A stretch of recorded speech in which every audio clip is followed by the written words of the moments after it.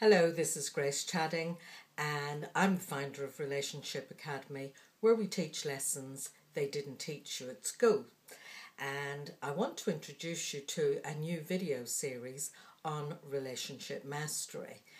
And in this series, I'll be introducing you to those people whom I consider to be relationship masters. Those people whose books and materials and trainings I have engaged with over the last 30 years, and they are the people whose work informs my practice. And anybody who knows me will know that I feel quite passionately about the fact that to have a successful relationship, there is a certain amount of knowledge and skill involved in having a successful relationship. And I feel quite strongly that in our society, the way it is, there isn't a place for people to learn that. Some people may learn something about it in church, but by and large, most people don't learn about relationships. They may pick up stuff from their parents, but that may be more or less useful.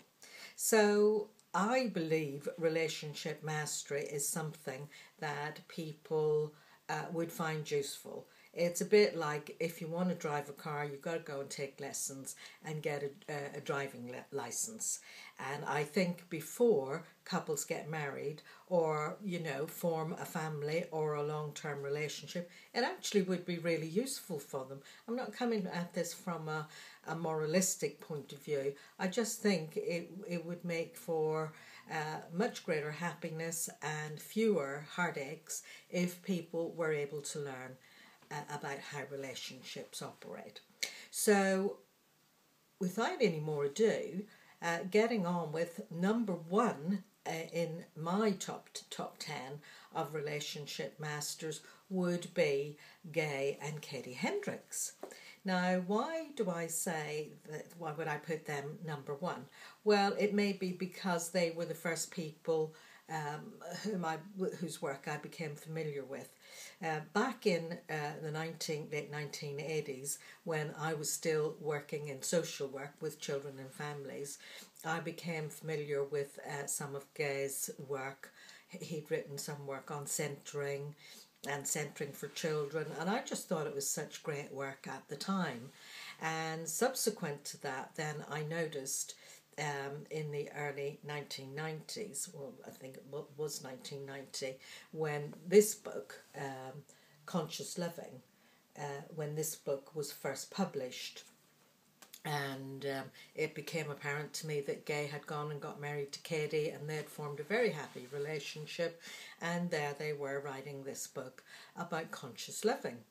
And actually this book was part of my awakening. When I read this book, the penny dropped, and I became aware that there was such a thing as conscious living, that there was such a thing as conscious living and unconscious living. And of course I realised I had been living quite unconsciously. I'd been beginning to get inklings and sort of waking up and realising there was more to life than what I had experienced. And anyway, this book brought it to life for me, the difference in relationships between what is conscious and what's unconscious.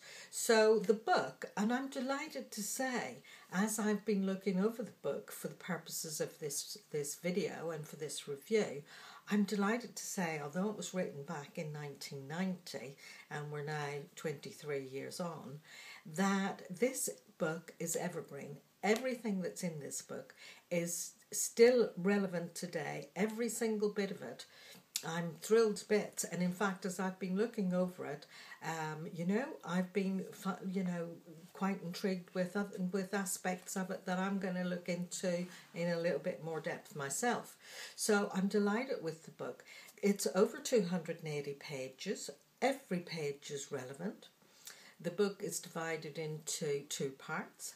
Part one focuses mainly on the difference between unconscious or codependent relationships and conscious or co-committed relationships. Now, what is a co-committed relationship? Because the The strapline of the book is the journey to co-commitment. So co-commitment, what's that? And I can remember looking and thinking, what's that? So, but the book describes that co-commitment is an agreement to become more conscious. So both parties in a relationship make an explicit agreement between themselves that they are committed to becoming more conscious themselves, but also to encouraging and supporting each other in that journey, and that their relationship will be a conscious relationship. Whereas in an unconscious relationship, the parties really enable each other to carry on with dysfunctional patterns of behaviour, which are usually rooted in their early childhood. And these are things like seeking approval, withholding, not really being honest because the fear of abandonment and such like. It's excellent. The book describes 9 traps of unconscious living and 7 steps towards conscious and co-committed relationships. It's great stuff. And in part 2, there are activities and exercises which couples can engage together, with these exercises together as a couple, to apply the ideas that are in part 1. So I would really recommend that you get yourself a copy of this. It's a great book, and relationships are quite different now to what they were like 50 years ago. As the book says, maybe back then it used to be that people got into relationships or got married and their expectations were ones of safety, security, that kind of thing. They really weren't if they were happy, it was a bonus, and they certainly weren't looking to have fulfillment. But nowadays, quite rightly, I think, people do expect to have happy lives and fulfilled lives. And the book also mentions how in a co-committed relationship, both parties, because of the nature of a co-committed and a conscious relationship, it releases a lot of creativity in both parties. So, it makes for individuals having much more fulfilling lives, and as a couple having a much more fulfilled marriage or relationship. So if you're listening to this and you're thinking, what does she mean, conscious and unconscious? Then this book is for you. I think it's one of the greatest, explanations of the difference between those two modes of living. So I would urge you to go get it. I know that the Gay and Katie still offer some training. Mostly Katie does training all over America. She makes little forays into Europe from time to time.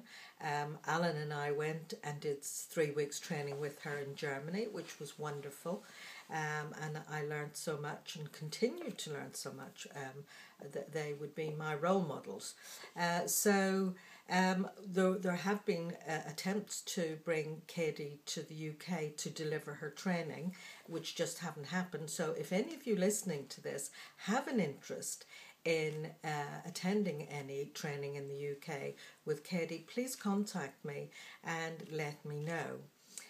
In the meantime, you can find out more about the work of Gay and Katie Hendricks at www.hendricks.com. That's HENDRICKS.com. And also, if you want to find out more about other relationship masters as well and get some free videos about how relationships operate, please go to www.relationshipacademy.co.uk and sign up for the free video series. Thank you for listening, and please join me again when I will be talking to you about other relationship masters. Bye for now.